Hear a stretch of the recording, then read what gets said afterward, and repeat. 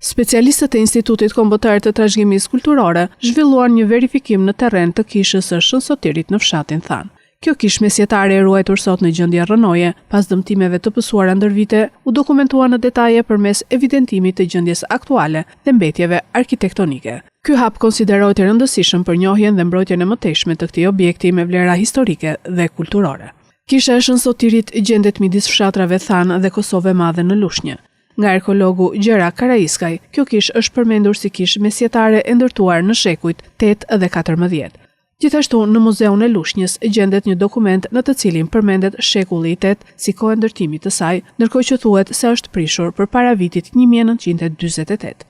Kisha e Shën Sotirit ka qenë një kishë e vogël me shumë mundësi një nefshe dhe me afreske. Procesi dokumentimit do të vijojë me hulumtime të mëtejshme shkencore dhe me përgatitjen e një projekti që synon identifikimin e fazave të ndërtimit dhe vlerësimin e kësaj trashëgimie të çmuar që është pjesë e identitetit kulturor dhe historik të zonës.